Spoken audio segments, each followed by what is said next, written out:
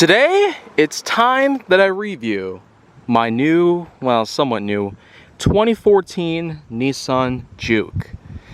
I basically have owned this car for a little while now, and as you can see, well, it's time that I give a full-on review of it for this series.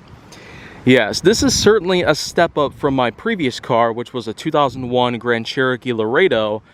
That, of course, was the second model that I reviewed for this season and for this series. So overall, I consider this to be incredible for what it is. I find a lot of things unique about it, but of course, it's time that I get into a full-on review. So, to start off with the front side, we have probably one of the most distinctive features on it, the bullfrog eyes. A pair of headlamps that do allow for typical halogen style lamps, and not to mention indicator or hazard lights, which typically point out on the sides, so they may not be as visible as typical lights, which are fixated on the front and facing towards the front with some side visibility. We also can't forget to mention about this nice sort of slit down pattern as part of the ventilation system on the front side for the engine. Not to mention, this version comes with its own set of fog lamps. Unfortunately, these ones are not really in a great condition. They look very dirty and will most likely have to be either cleaned or even replaced.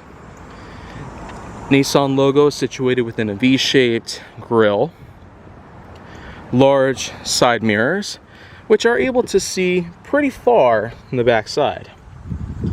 These are basically the 19-inch chrome alloy wheels, and they pretty much have run down pretty badly in a way.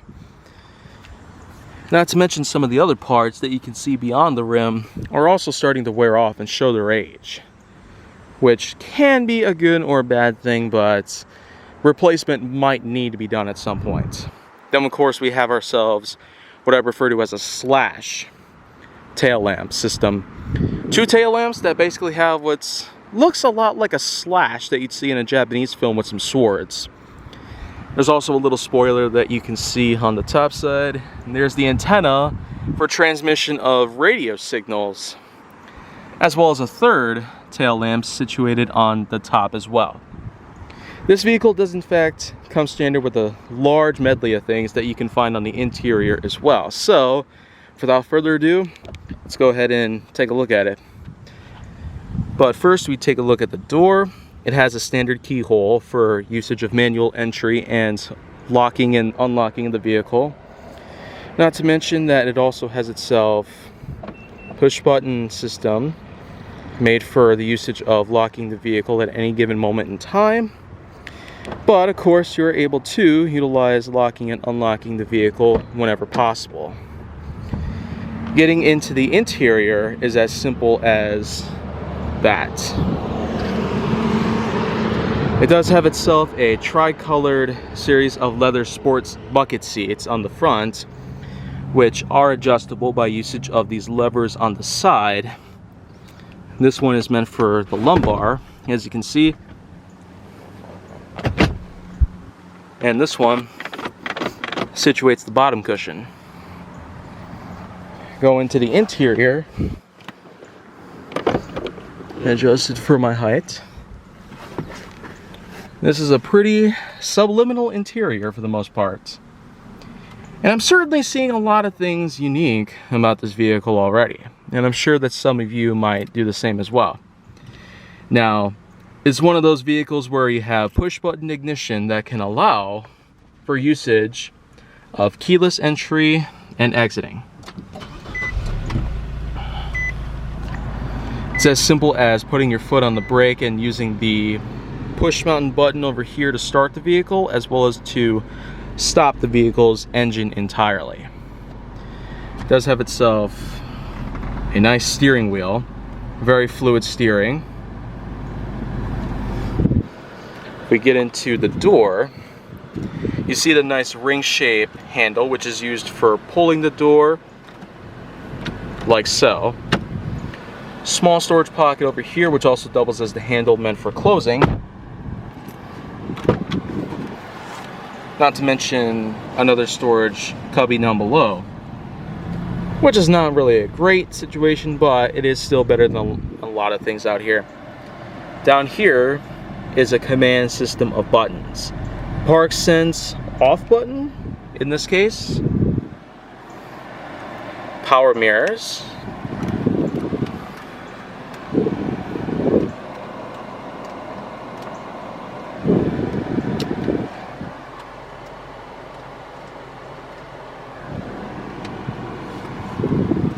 Then of course, with usage of this transmission handle, you're able to go in park, reverse, neutral, and drive.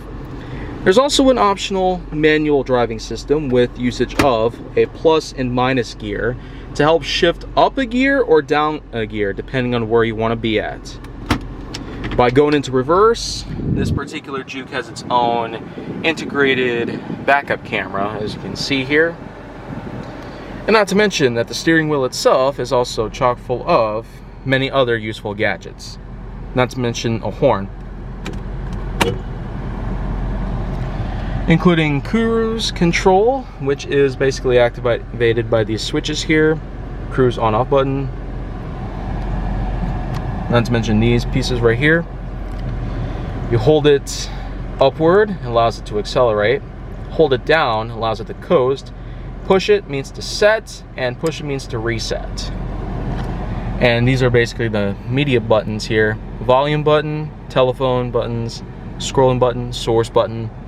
As for the sticks that you'd see right here, we have ourselves wipers, lights. It's basically chock full of a lot of unique pieces. The odometer shows 88,953 miles, and I've already put on a bunch of them since I had first bought the car in Oshkosh, if you remember from the vlog I made earlier, known as From Jeep to Juke. You have yourself the RPM gauge and the speedometer gauge, which is highlighted in both miles per hour and kilometers per hour as well. There's also a bunch of indicators that show in red to illuminate what action you need to do, including closing the door and putting on your seatbelt. Automatic driver's side window. There's integrated tint prints that's put on both of these windows here. Not so much in the back, so you can pretty much tell the difference immediately on that part. As for climate control, you have yourself one knob to adjust the temperature and another to adjust fan speed, like so.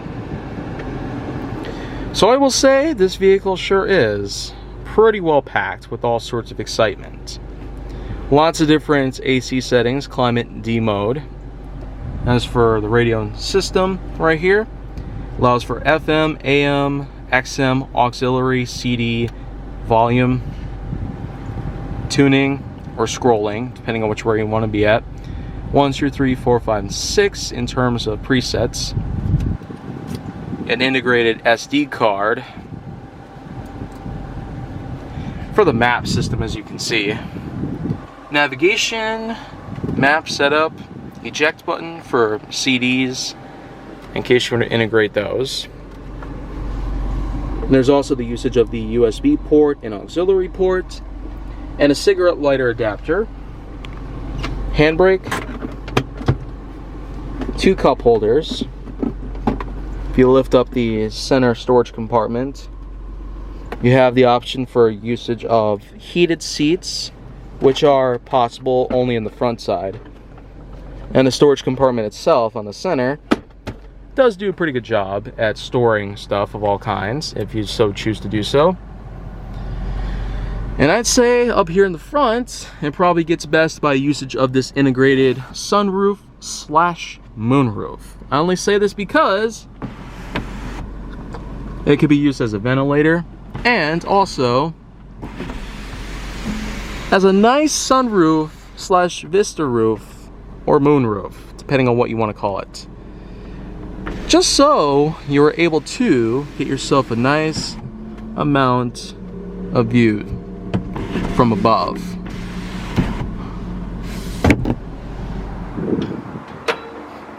If we take a look under the engine, it basically comes equipped with this nice Nissan DIG Turbo V6 alongside various other necessary parts, including a giant Duralast battery, ports to allow various fluids like the wiper fluid, antifreeze coolant, and other such pieces. There's the oil dipstick, and also plenty of other unique pieces. Hoses, cables, and other such parts that'll be necessary to keep this vehicle running at all times. Now, if we were to take a look anywhere else, here we have ourselves the unique upwards handles, which were common in most Nissan models during this time period. Has itself a nice back seat, as you can see. If you take a look, well,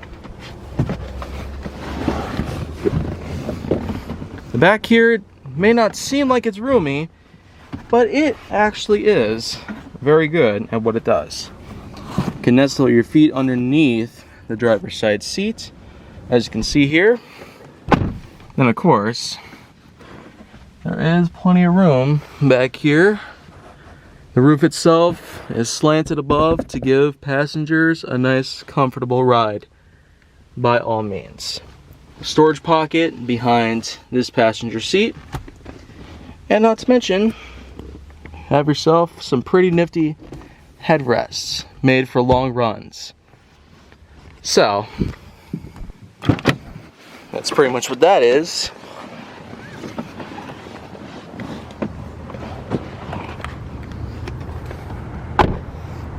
Finally, we're going to take a look underneath the inside with the trunk.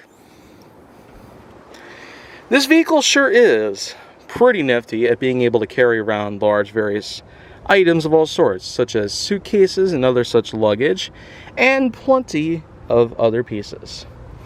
It also is a nice example to show off the Rockford Fosgate Belgium imported sound system that came standard with this particular vehicle. And then of course there comes the parts that most people are looking for, which is the usage of practicality enhancement in the form of this pretty nifty system right here. Simply folding the seats down by pulling up on this lever here can allow them to collapse easily and expand the cargo room very easily. So that in general is a nice piece to allow for some large amounts of room all at once. It also does allow for the vehicle itself to also include its own integrated toolbox, which, as you can see, comes with the most parts that you'll need, including the jack as well as the lug wrench. But this is also removable, as you can see, just so it can include a spare tire underneath. Pretty clever design as a way to incorporate both a toolkit and a spare tire in both, putting them on the underside of the vehicle.